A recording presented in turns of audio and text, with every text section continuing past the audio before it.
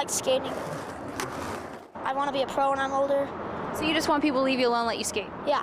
But it's getting harder for young kids like this to, well, just be kids. The latest YouTube video is prime example. It was shot recently at the downtown skate park.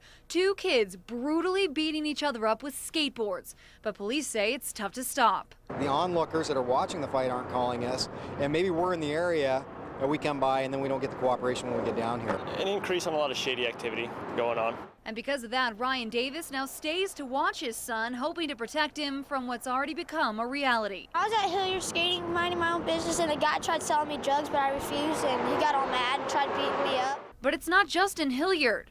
I saw people trying to sell drugs yesterday. It's here in downtown Spokane. They were just down there trying to sell drugs. They had a whole basketball bag filled with drugs. And today we even found a baggie full of meth in plain sight. To have this be an area that's centered around that gang activity and drug dealing and stuff, you know, that's not, you know, this is where they come to get away from that kind of stuff, so.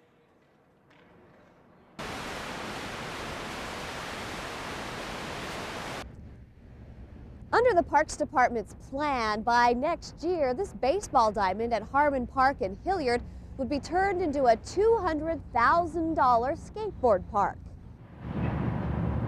The proposed park would be in the northeast corner along Market Street. City Parks officials say Harmon Park would work well because it already has things like public restrooms and parking. We call it the UTF, under the freeway. Some neighbors initially believed a skate park like this one downtown would have undesirable effects like noise and crime. But the Hillyard Neighborhood Council has given the city its blessing. Dean Bromley and his dad live in Hillyard, but often go to the skate park downtown. They say they're thrilled about the possibility of turning a local park into something more. I used it a lot.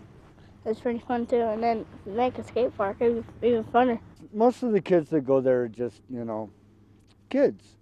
And they just want to skateboard and have fun. You know, there's not a bunch of violence or nothing like that. The City Parks Department met with the Park Board's Land Committee this afternoon about the Harmon Park proposal. The Land Committee is expected to make an official recommendation next week. Reporting in Hillyard, Christy Gordson, KREM 2 News.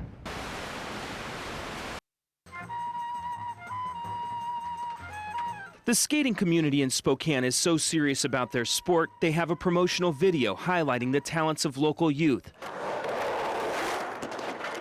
But they say Spokane's Under the Freeway skate park just doesn't cut it anymore. That park was built by somebody that had never built a skateboard park in their life, but they got the job. They bid the lowest price. But as they plan for the new park in Hillyard, the Parks Department promises to do it right, hiring a world-renowned designer and enlisting the help of hundreds of people to come up with the first sketch, and the input has never stopped. They've continued to receive more emails from Spokane residents than any other city they've ever worked with. After skaters and neighbors voiced their opinions, the design team went back to the drawing board, changing verts and adding spines, lingo even the project manager struggled with. I'm fortunate that I have a 14-year-old son, and so he acts as translator for me frequently.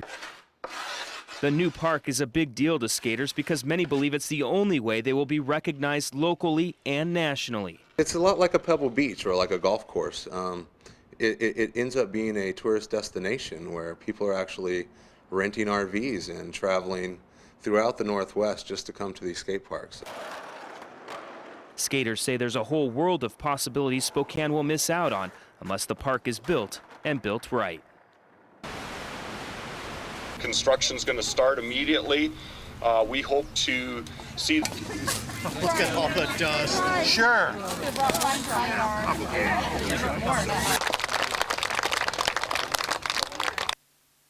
it goes through their police as far as size of, you know, I'm not even familiar with that.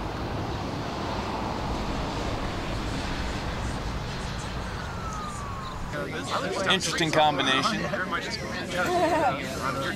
Anyway, sound one we think it's a flip, but the bottom one is small. Let's get sound from French. Really? Yeah.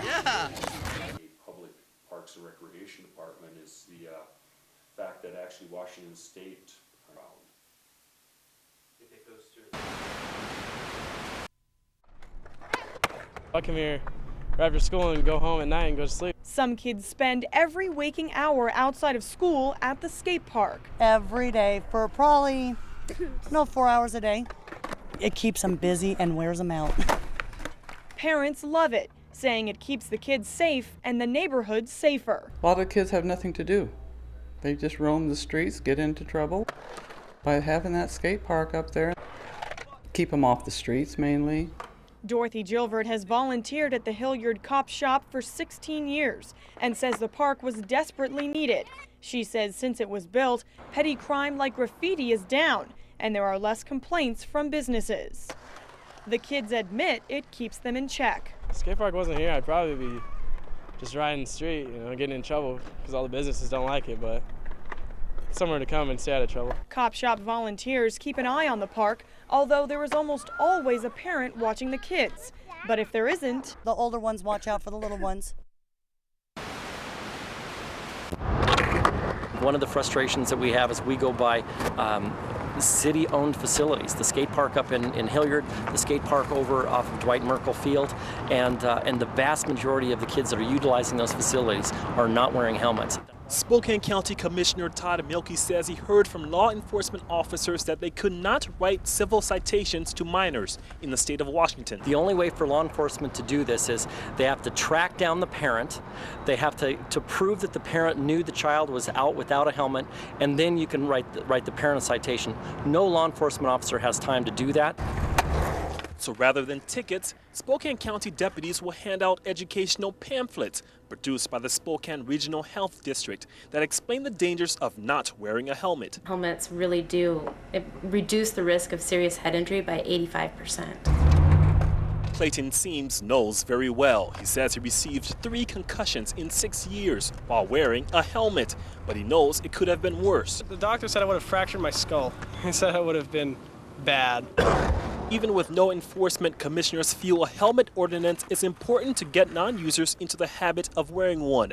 The county's law requires people 3 to 16 years old to wear a helmet when riding a bicycle, skateboard, inline skates, scooters, and so on. 16-year-old GJ Meinhardt says he has not gotten a helmet yet, but he feels it's important. I won't do anything out of my capability that I would know I would probably get hurt.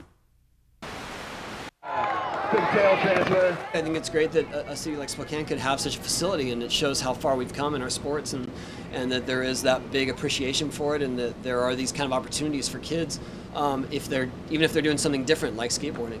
It's far from just another day at the Hillyard skate park. Psyched. Why?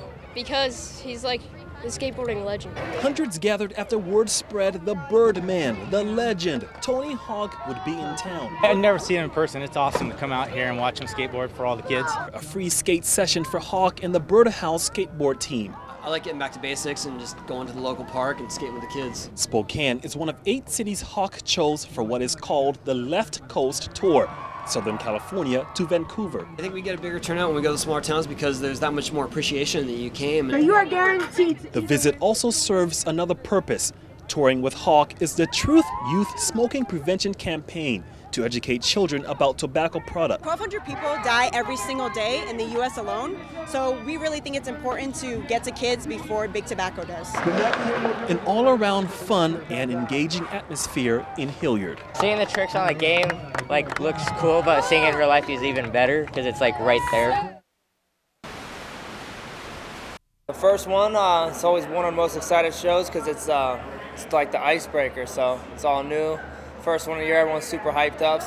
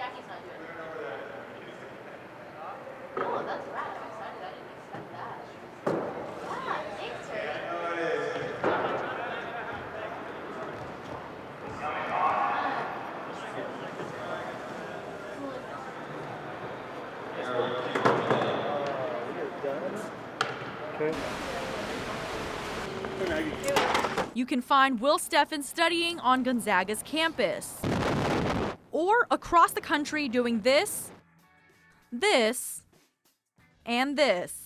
Not only do I want to skate professionally outside of college, but I also kind of want to utilize what I learned here to hopefully work within the industry. He started skating at age 13, posting skating videos online with his friends. Soon they got the attention of skateboard companies who'd send them gear to make videos with. Not too long after, Will started traveling the country for competitions.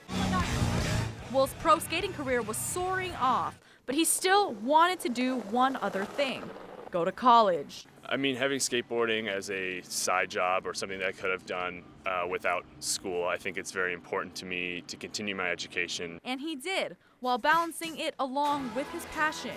Something that really is helpful with skateboarding is the majority of the season and competitions are during the summer. It really allows me to kind of focus on school, work, and other things. Even though Will's a pro, he still has his share of embarrassing college moments. One of the first weeks of freshman year, I fell in front of about a group of 15 girls. Pretty hard. It's inevitable that you're going to eat it in front of in front of your friends or in front of people walking to class. Yeah, I end up doing pretty crazy stuff, but when it comes to the little things, I end up embarrassing myself.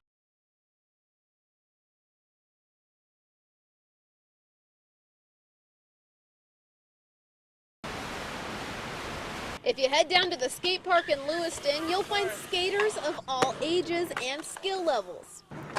But clearly marked on the rules, there's one patron that's not allowed: anyone on a scooter. Where else am I going to ride on the streets? Dylan Bird says he's one of the many two-wheeled scooter rebels at the 3-year-old skate park in Lewiston. I just have a lot more fun on it. I've been told once that they're going to start enforcing it, but nothing ever happened. He's right. The city hasn't issued a single ticket for breaking the citation, a rule put in place to protect little kids on the ramps. 200-pound guys potentially running over and could seriously injure these young kids. The Parks and Rec director Tim Barker said if you can't beat them, join them. He plans to build a new scooter-only track, a park he believes will be the first of its kind across the Northwest. We're getting about a $10,000 discount on the equipment. We won't have to pay shipping. The track would model city streets. Barker said he hopes to have the funds for the new park sometime in late fall. Reporting in Lewiston, I'm Brianna Berman Solo for Prem 2 News.